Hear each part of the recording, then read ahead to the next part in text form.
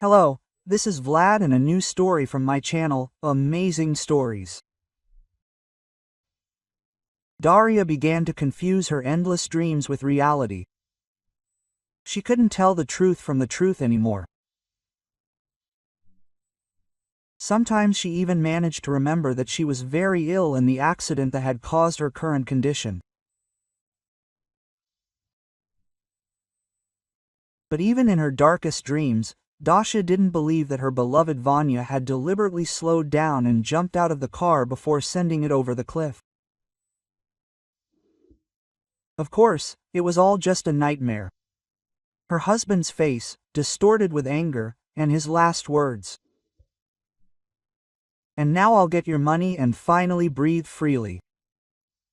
You have to pay for pleasure. Do you understand, chicken?" Of course not. In reality, that was definitely not the case. Vanya had always been madly in love with her. They were made for each other.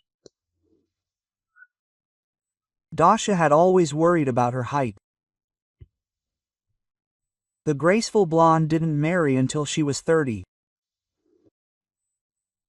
Of course, she chose Ivan not only because he was tall, dark-haired, with bright brown eyes and a teeming energy. Above all, she was struck by his tenderness and caring. He was unlike anyone else. He supported her after the death of her father, who was Dasha's only family. He never asked for her money, never demanded preferential treatment or even a promotion, even though he essentially worked for her. Ivan dreamed of introducing Dasha to his parents. In a modest apartment, over dinner with homemade pies, his mother, Anna Yegorovna, told him how she dreamed of grandchildren, and added, "My son is painfully picky, I might never live to see him. And I told him a long time ago, you don't need to look for a dream. All women have their flaws, but will he listen to his mother?" "No, Mom, you're wrong. Dasha, however, has no flaws at all. Maybe because I fell in love for the first time in my life." Ivan then proposed to her, gave her a modest but pretty ring and even got the size right. His mother was delighted. Daria wasn't sure then whether she wanted to marry him, but everything was so touching, so family-like. She went and agreed. She decided she was ready to take a risk. She never knew anything about her mother. Her father asked her not to bring up the topic, and when he passed away, Dasha lost the meaning of life. And then her future children, her life, appeared so vividly before her eyes. With her beloved husband and her sweet mother-in-law, who seemed ready to replace her mother. It was simply impossible not to accept this offer. Yes, she had seen this moment in her dreams too. Her father often came to her too. He wanted to warn her about something, but only moved his lips silently. His face was upset. Try as she might, Daria couldn't hear a thing. In fact, everything she saw was real, except for that moment with the accident. Sometimes she still thought it was true, like that very day when Dasha suddenly woke up to her husband's voice. She didn't have much time left, so it shouldn't cost much. That's what she suddenly heard. At first, she thought she was still in a coma, but her whole body ached, like one big bruise. She wanted to stop, but something made her continue to pretend she was still unconscious. She still didn't fully understand what reality she was in or why Vanya spoke of her, his beloved wife, with such malice. "What do you mean, inexpensive? That's actually a crime, and the inheritance is quite substantial. He's a businesswoman, an orphan after all. I read magazines, it's not exactly ignorant." A woman with a raspy voice answered her husband angrily. "But we agreed with Tanya." Ivan was indignant. "Yes, only your mistress decided not to take any risks and agreed with me, and I have different conditions. If that doesn't work, look for someone else," the interlocutor replied.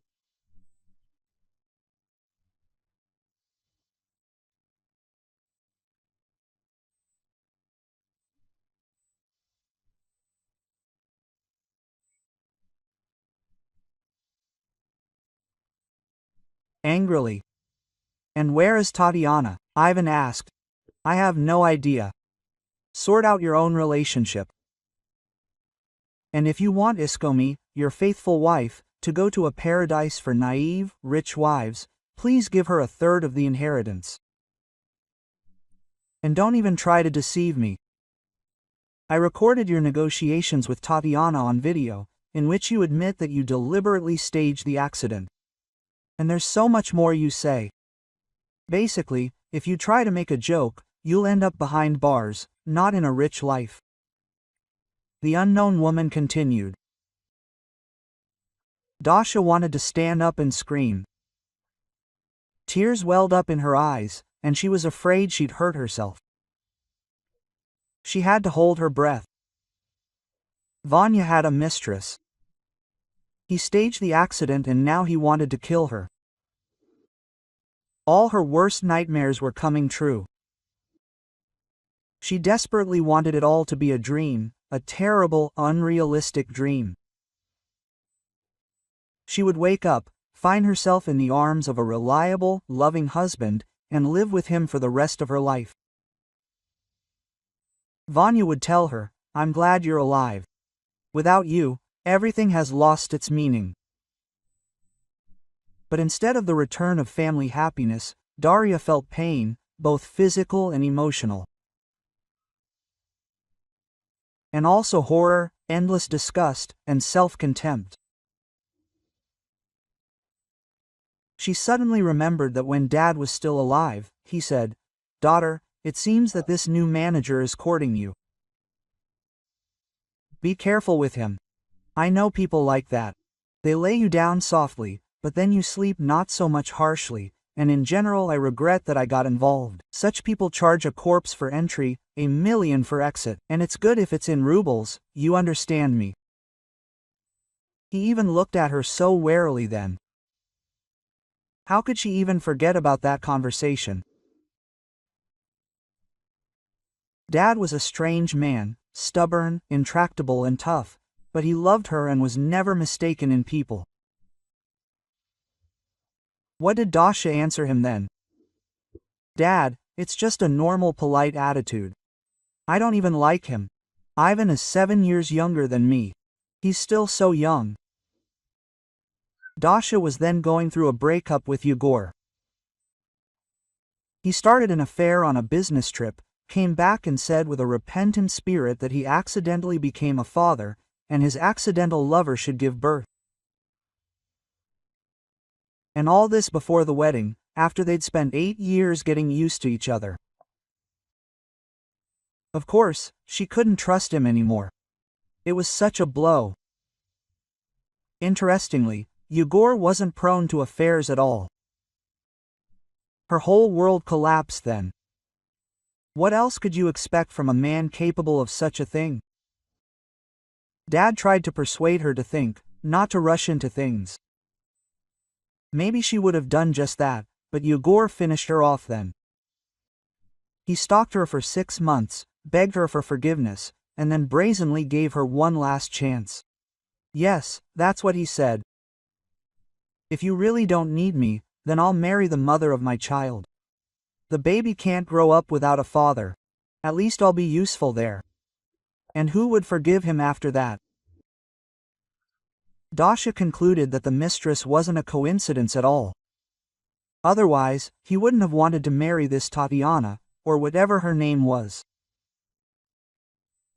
In short, she decided to forget about this fiancé forever and find another man, reliable and endlessly devoted to her, even if not brilliant. An upbringing, perhaps not rich, but someone with whom you can be sure you won't be afraid of such surprises.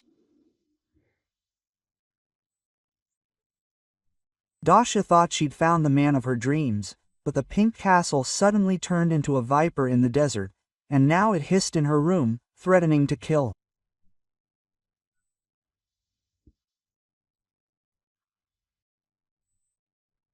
She had to survive somehow, at least despite this traitor, but now she was completely helpless and didn't know what to do, so she simply listened to their conversation to the end and breathed a sigh of relief when Vanya and his accomplice finally left.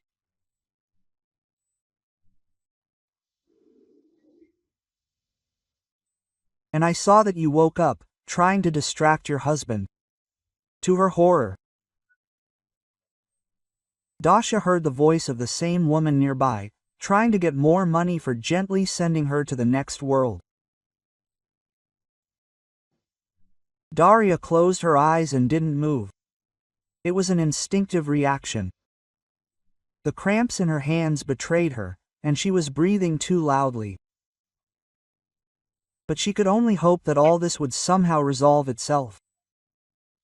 Come on, open up, eyes, I'm telling you, I understood everything right away. Hey, you, don't think you're the smartest. You're cool at work, but here everything depends on me. Dasha opened her eyes and saw a plump woman of about 50. She was dressed like a nurse. Her gaze was piercing, but not angry. What? What do you want? Kill me? Asked Dasha. Oh, yes, if I had such a desire, it would have been easier to do everything while you were unconscious. I want to help you. By the way, my name is Ludmila, the woman explained. And why do you need this? Daria didn't understand. It's just that your husband is stupid, and you will obviously pay me more. I know a thing or two about you. Just don't ask how, explained Ludmila. And what are you proposing? Dasha had no choice but to agree. I'll tell your husband that you died. You will have to convincingly pretend to be dead in the dark. I will help you with some calming things and try to make sure that the farewell with you doesn't drag on. The main thing is, don't wake up like Sleeping Beauty from a kiss. The woman burst into a contented, gurgling laugh. By the way, I heard everything. And how do I even know that I can trust you? Dasha asked indignantly. Nowhere. You simply have no choice. I won't give you a phone, and your legs can't move yet, Lyuta explained, looking at her carefully.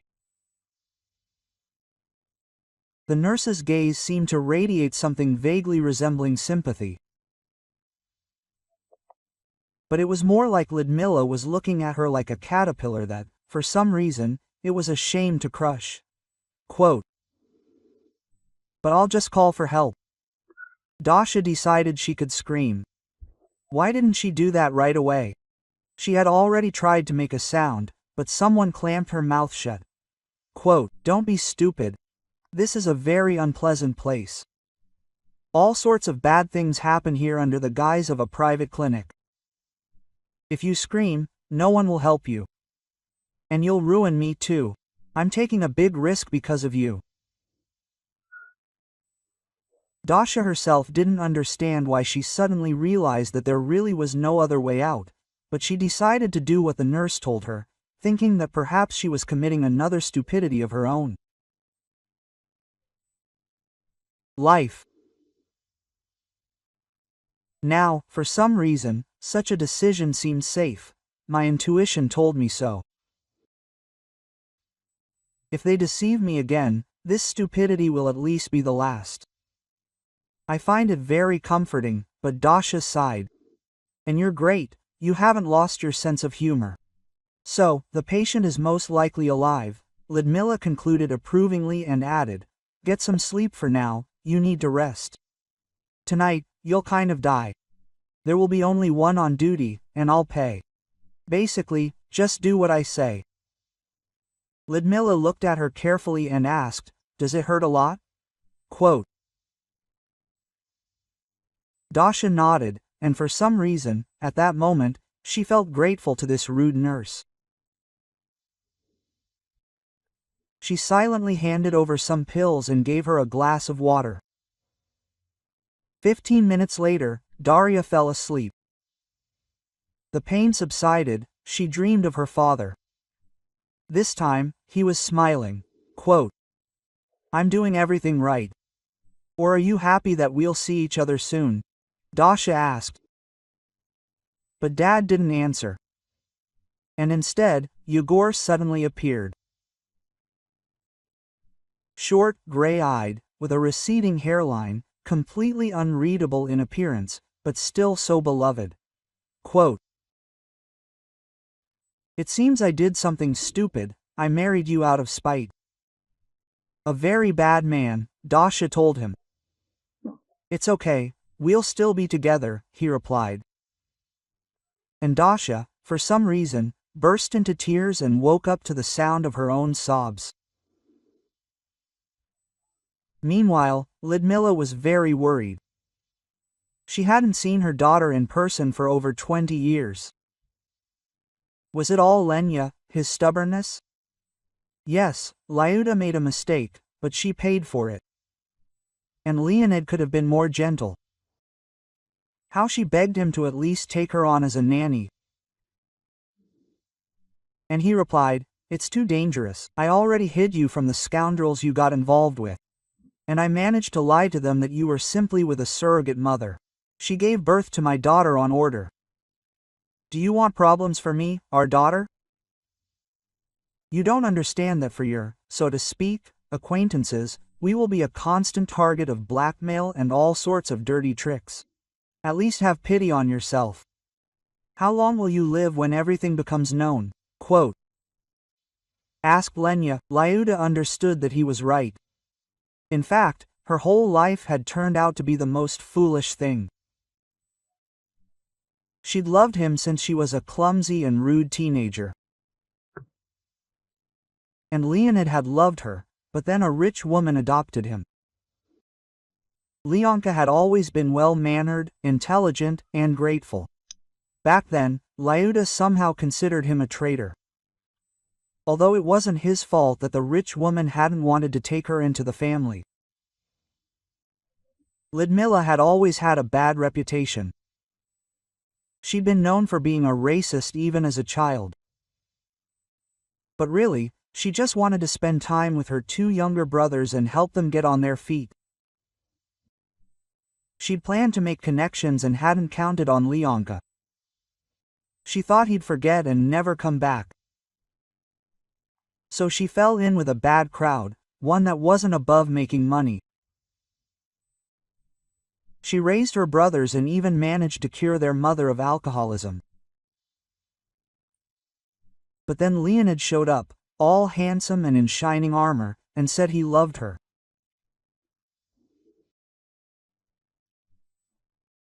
Lyuda, not being a fool, didn't admit she worked for a clinic that dispatched wealthy relatives to the afterlife, and also handled a few other similar errands.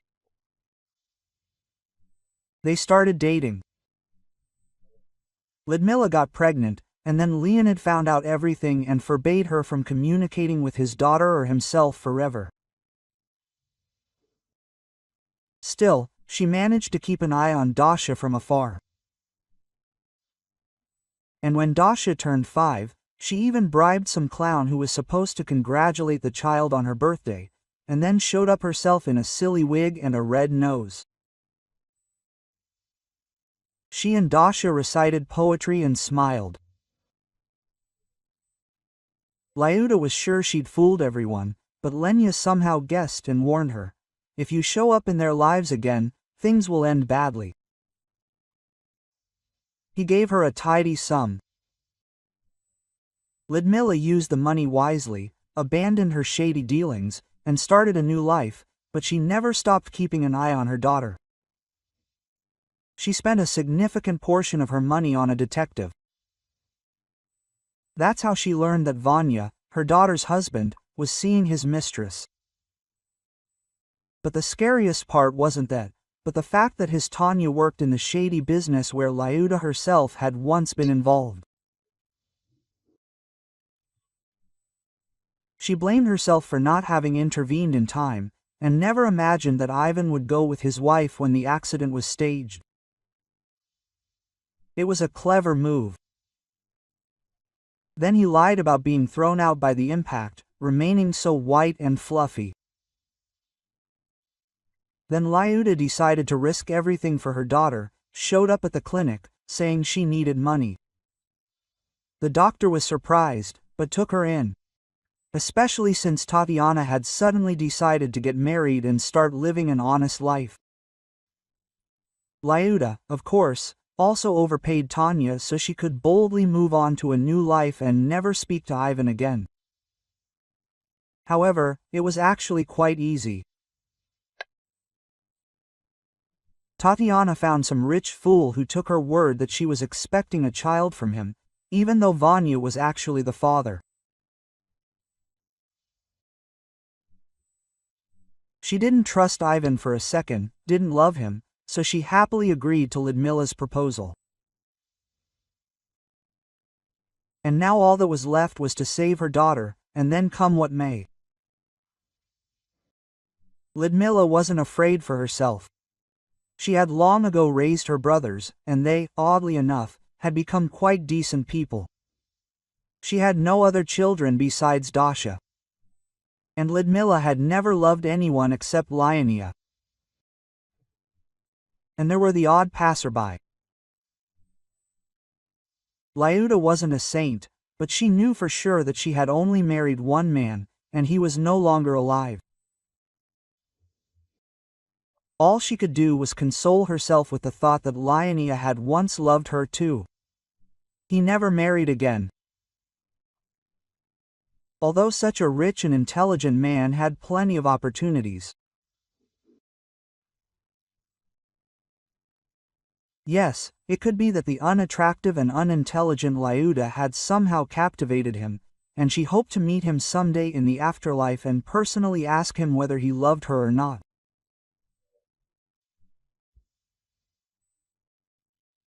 But first, she had to do a truly good deed, save Dasha, even at the cost of her own life. Lyuda was well aware that no one would forgive her for such a thing. What are you saying? How can I hide Dasha? By the way, I have a fiancé, and she's expecting my child. And anyway, why are you meddling in my personal affairs?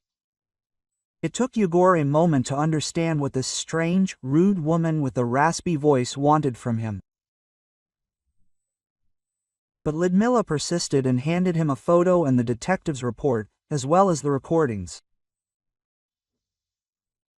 Look at that, he's a real sweetheart there. Tanya is expecting a child not from you, but from Dasha's husband. They wanted to kill him together, but Tatiana saw a more profitable prospect of seducing you. By the way, did you know that Vanya paid her for this too? She slipped you something to make you more compliant. It's not the first time she's done this, Lyuda explained. Quote, and why would Ivan do that? If she's really expecting my child, who do you think I am? Yegor was indignant. The picture was already emerging. It was unlikely that this Lyuda could have fabricated so much evidence, but Yegor didn't want to believe that he had been so stupid and naive. And had also missed out on true love. Why? And how, pray tell, would he have started an affair with Dasha if you had gotten married? My daughter is not one of those. Quote, Ludmila gasped. She didn't want to reveal her secret, but it was too late. Wait, are you serious? Her mother, the one she'd never met? Remember, I'll double-check everything, Yegor said. Yes, please, just send Tanya off to some distant shopping trip and hide my daughter. Save her, and then check whatever you want, Ludmila sighed. Yegor was silent for a moment and said, forgive me, if all this is true, I really am an idiot. When Dasha woke up, the first thing she heard was Yegor's voice. Is she okay? Don't worry, I love her. She's my only daughter, quote. Thank you for helping, said a familiar voice, which suddenly stopped seeming unpleasant. Dasha wanted to open her eyes, ask why this Ludmila started calling her mother, and how she managed to avoid saying goodbye to Vanya in the morgue. She also didn't understand what Yegor was doing here, but she didn't have the strength to ask anything. She groaned and lost consciousness. Well, Ivan was arrested. Tanya won't dare show her face again. You'll explain everything to Dasha yourself and promise not to let her go again, you idiot Tyaki, said Lyuda and shook her finger at Yegor. I promise, I swear. But aren't you going to stay and live with us? Where are you going? Her future son-in-law asked her. There are still some good deeds to do. Ludmila somehow believed him immediately. She was leaving her daughter in good hands.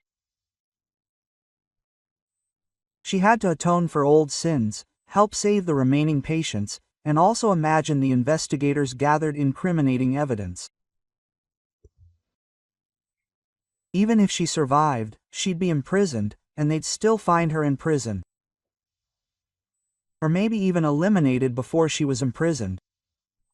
Lyuda was happy with either scenario. But her dreams of a quick reunion with Leonid were not destined to come true. Dasha spent a fortune on expensive lawyers. In total, Ludmila was given a 3-year suspended sentence, disqualified from practicing medicine. But none of that mattered. The birth of her grandson was what mattered. If you like this story, I hope you'll support me with a thumbs up. All the best, M.